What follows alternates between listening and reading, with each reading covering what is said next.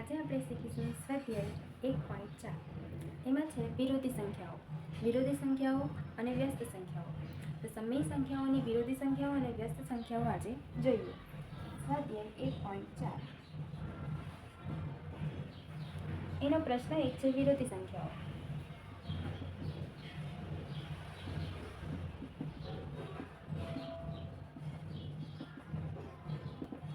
વિરોધી સંખ્યાઓમાં આપણે ફક્ત નિશાની બદલવાની છે. જો ધનની નિશાની હોય તો ઋણની નિશાની અને ઋણની નિશાની હોય તો ધનની નિશાની. ચાલો, પહેલો છે પ્રશ્ન 7. તો 7ની વિરોધી સંખ્યા 7 પણ નિશાની બદલીને માટે ઋણ 7. બંને એકબીજાની વિરોધી સંખ્યાઓ છે. સંખ્યા રેખા પર પણ બંને એકબીજાની વિરુદ્ધ દિશાઓમાં જોવા મળે છે.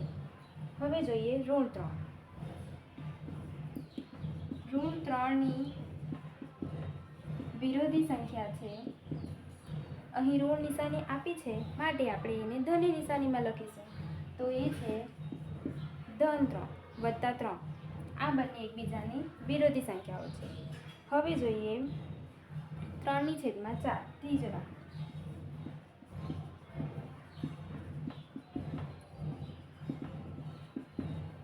3/4ની વિરોધી સંખ્યા છે ઋણ 3/4. તે જ રીતે ચોથો દાખલો છે આપણો ઋણ 2/5. આ તમારે બધાએ જાતે કરવાનો છે. હવેથી ઋણ નિશાની છે માટે એની વિરોધી સંખ્યા મળશે 2/5. 2/5. પાંચમો દાખલો છે 1/2/3. આમાં પણ કશો ફેરફાર કરવાનો જરૂર નથી. મિશ્ર અપૂર્ણાંક છે તો મિશ્ર અપૂર્ણાંક જ રાખીશું. પણ અહીં ઋણની નિશાની નથી, ધન સંખ્યા છે માટે એનો જવાબ મળશે ઋણ 1/2/3. છઠ્ઠો દાખલો છે ઋણ 2/3. એની વિરોધી સંખ્યા મળશે 2/3. સાતમો દાખલો છે 11/4. આની વિરોધી સંખ્યા મળશે ઋણ 11/4. આ તે જ રીતે આઠમો દાખલો. નવમા દાખલામાં આપણને આપ્યું છે x. તો xની વિરોધી સંખ્યા અહીં ચલ આપ્યો છે તો કશો ફેરફાર નથી કરવાનો. જે રીતે કરતા છે એ જ રીતે xની વિરોધી સંખ્યા ધન x છે માટે આપણને મળશે ઋણ x. એ જ રીતે 10મો દાખલો છે y/2. તો એની વિરોધી સંખ્યા ઋણ y/2. 11મો દાખલો છે અંશ અપૂર્ણાંક છે 2.3. તો એની વિરોધી સંખ્યા ઋણ 2.3. અને 12મો દાખલો છે ઋણ 0.3. તો એની વિરોધી સંખ્યા મળશે 0.3. ચાલો હવે પ્રશ્ન 2 વ્યસ્ત પ્રમાણ જોઈએ. ચાલો, એનો પહેલો દાખલો છે 6. આપણે બધા નિયમો જોયા. એમાં ભાગાકારનો નિયમ પણ આપણે જોયો. ભાગાકારને આપણે ગુણાકારમાં કન્વર્ટ કરતા હતા ત્યારે આપણે તેના પછીની સંખ્યાનો વ્યસ્ત સંખ્યા લખતા હતા. એ જ રીતે અહીં પણ વ્યસ્ત એટલે ઉલટાવાનું છે. અંશ જશે છેદમાં અને છેદ લખીશું અંશમાં. બસ. તો 6ની વ્યસ્ત સંખ્યા છે. અહીં 6ના છેદમાં કંઈ નથી તો 1 આપણે ગણવાનું. તો 6/1 છે એની વ્યસ્ત કરીશું, મતલબ એને ઉલટાવીને 1/6. એ જ રીતે છે ઋણ 4ની વ્યસ્ત સંખ્યા. અહીં નિશાનીને ફેરવવાની જરૂર નથી. નિશાની આપણી તેની તે જ રહેશે. ઋણ 4ના છેદમાં કંઈ નથી તો 1. એને ફેરવીને લખીશું તો 1/4. આ એનો વ્યસ્ત સંખ્યા. ત્રીજો દાખલો છે 4/5. તો એની વ્યસ્ત સંખ્યા મળશે 5/4. તે જ રીતે ચોથો દાખલો ઋણ 5/9. એની વ્યસ્ત સંખ્યા મળશે 9/5 ઋણમાં. પાંચમો દાખલો મિશ્ર અપૂર્ણાંક આપ્યો છે એને આપણે કન્વર્ટ કરવા પડશે.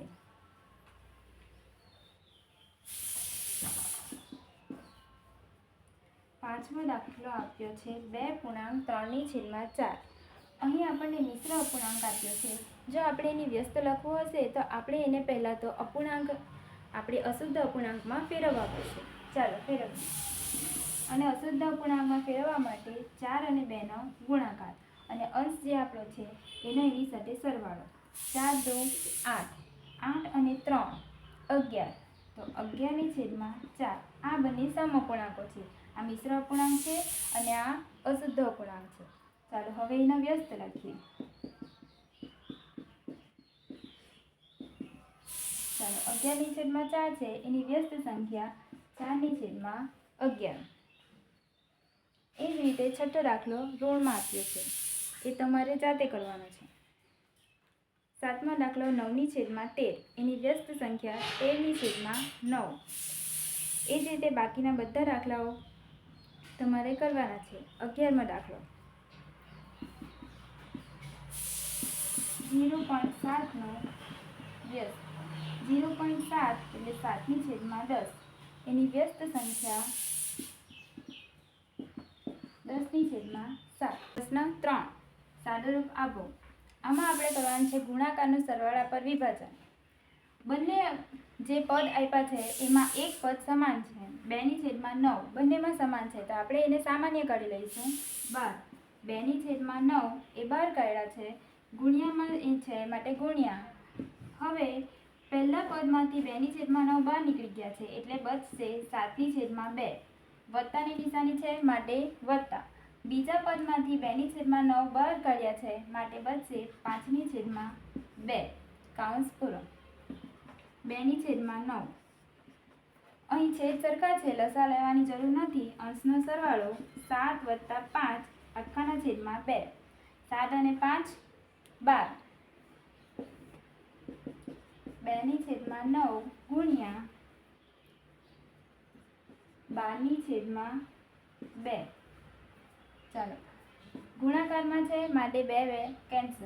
12 ના અવયવ થશે 4 તરી 12, 9 ના અવયવ 3 તરી 9. અંશ અને છેદમાં 3 સમાન, એ ઉડી જશે એટલે આપણને જવાબ મળશે 4/3. આ થયું ગુણાકારનું સરવાળા પર વિભાજન.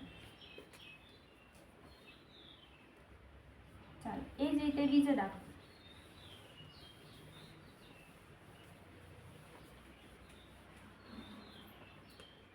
હવે જોઈશું આપણે છઠ્ઠો દાખલો. 9/16 ગુણ્યા -3/9 વત્તા 9/16 ગુણ્યા 4/12. આમાં પણ બંને પદમાં સામાન્ય સંખ્યા છે 9/16. તેને આપણે 12 સામાન્ય કાઢીશું. 9/16 બહાર નીકળી ગયા માટે પહેલા પદમાં બચશે -3/9 વત્તા બીજા પદમાંથી 9/16 બહાર નીકળ્યા માટે બચશે 4/12. અહીં છેદ અલગ અલગ છે પણ લસા લેવાની જરૂર નથી. અંશ અને છેદમાં સરખા અવયવ છે એ આપણે શીખી દઈશું. 9 ના અવયવ પડશે 3 તરી 9, 3 3 કેન્સલ. 12 ના અવયવ થશે 4 તરી 12, 4 4 કેન્સલ. ચાલો 9/16 ગુણ્યા અહીં ઋણ અંશમાં કંઈ નથી તો 1/3 વત્તા અહીં અંશમાં કંઈ નથી તો 1 અને છેદમાં 3. અહીં મળેલી બંને સંખ્યા વિરોધી સંખ્યાઓ છે. 1/3 માંથી 1/3 જશે માટે 0. માટે લખીશું 9/16 ગુણ્યા 0. કોઈ પણ સંખ્યાનો શૂન્ય સાથેનો ગુણાકાર આપણને 0 મળશે, માટે આપણો જવાબ મળશે 0. બાકીના દાખલા આના જેવા જ છે, તમારે જાતે ગણવાના છે.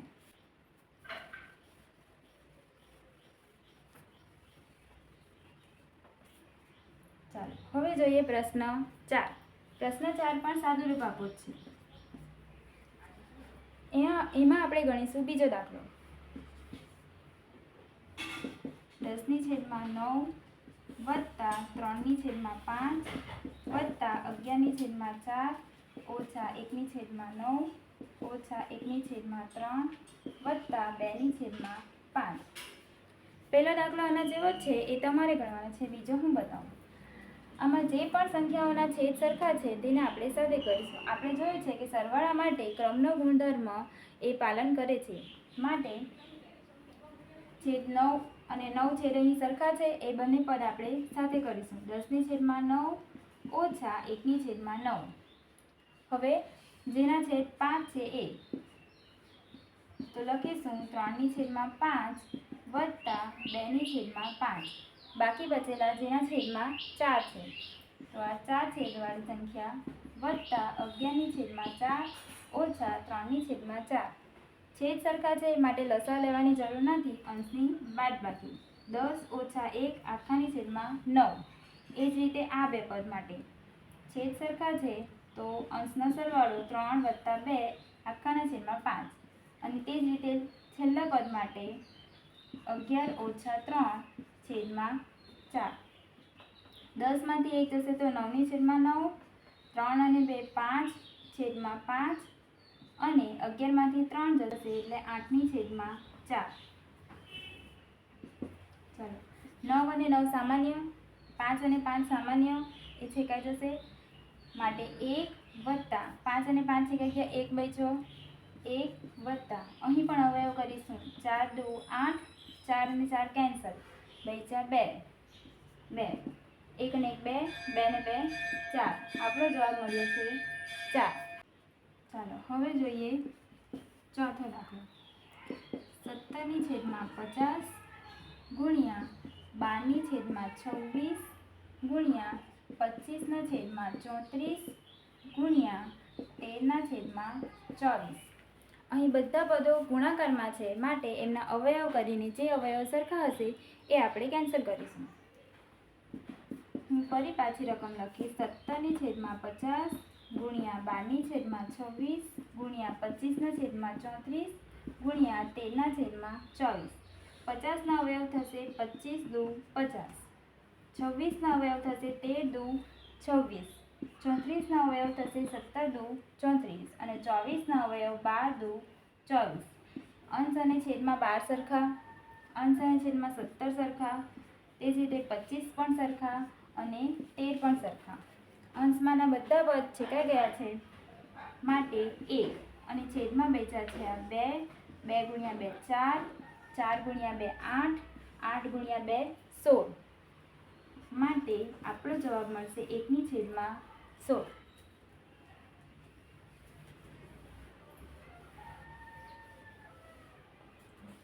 અહીં પાંચમો અને છઠ્ઠો દાખલો એ પ્રશ્ન 3ના જેવો જ છે. સાતમો દાખલો પણ આપણે બીજો દાખલો ગણ્યો એના જેવો જ છે અને આઠમા દાખલામાં બધા પદની સાથે ગુણાકારમાં શૂન્ય છે.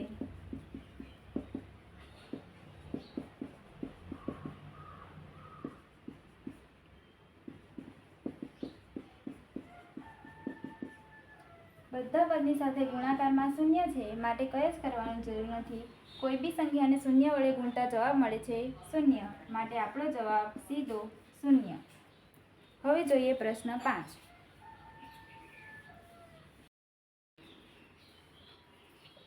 ચાલો પ્રશ્ન 5 એમાં આપણે ગુણધર્મ કયા ગુણધર્મનો ઉપયોગ થયો છે એ લખવાનું છે. ચાલો જોઈએ. પહેલો √6/7 ગુણ્યા 1 બરાબર √1 ગુણ્યા √6/7. બંને સંખ્યાનો ગુણાકાર એક સાથે જ કર્યો છે ક્રમ બદલીને, પરંતુ જવાબ આપણને સરખો મળે છે. કેમ? વચ્ચે બરાબરની નિશાની કરી છે એટલા માટે એ લોકો કહે છે કે જવાબ સરખો મળે છે. માટે આ એક સાથે કોઈ પણ સંખ્યાનો ગુણાકાર એ તે જ સંખ્યા મળે છે એટલે અહીં નિયમ મળશે એક તટસ્થ ઘટક છે. એક ગુણાકારનો તટસ્થ ઘટક છે. ચાલો હવે અહીં જોઈએ. અહીં આપણે ક્રમનો નિયમ જોયો એ રીતે 17/19 પહેલાં છે અને 13/20 પછી છે તેનો અહીં ક્રમ બદલી કર્યો છે. વચ્ચે સંબંધ છે ગુણાકારનો માટે અહીં લખીશું ગુણાકારની ક્રિયા માટે ક્રમનો ગુણધર્મ.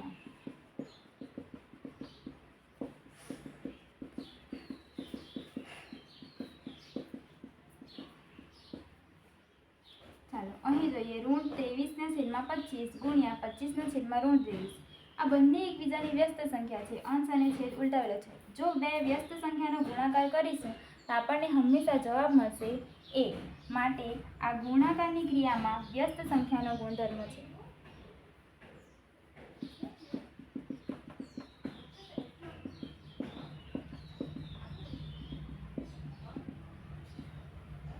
ચાલો અહીં જોઈએ તો અહીં 3 સંખ્યાઓ છે. પહેલા જૂથમાં રાખી છે √3/4 અને 1/2 અને બીજા જૂથમાં રાખી છે √3/4 અને 4/5. અહીં જૂથ બનેલો છે માટે જૂથનો ગુણધર્મ. વચ્ચે નિશાની છે વત્તાની માટે સરવાળાની ક્રિયા માટે જૂથનો ગુણધર્મ.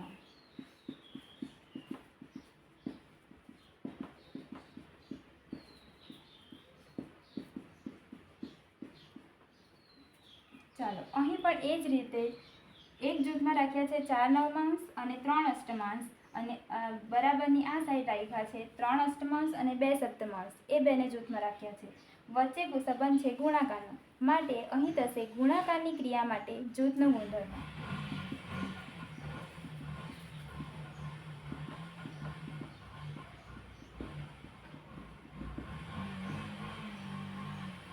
ચાલો અહીં જોઈએ તો 4 નવમાંશ ને 3 પંચમાંશ અને 5 અષ્ટમાંશ બંને સાથે ગુણાકારમાં કર્યા છે માટે અહીં થશે ગુણાકારનું સરવાળા પર વિભાજન. કારણ કે આ કૌંસ આપણે ઓપન ખોલીશું તો 4 નવમાંશ 3 પંચમાંશ અને 5 અષ્ટમાંશ બંને સાથે ગુણાકારમાં થશે માટે ગુણાકારનું સરવાળા પર વિભાજન.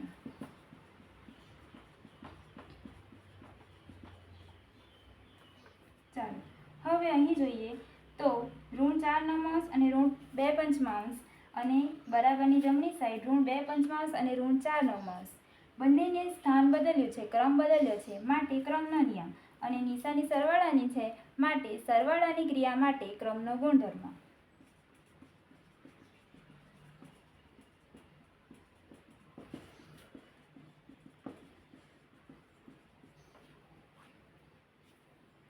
ચાલો હવે અહીં જોઈએ 8મું. ઋણ 3 સપ્તમાંશ વત્તા 0 બરાબર ઋણ 3 સપ્તમાંશ. આ કોઈ પણ સંખ્યાને શૂન્ય સાથે સરવાળો કરીશું તો તેની તે જ સંખ્યા મળશે માટે સરવાળા વિશેની તટસ્થ સંખ્યા છે 0.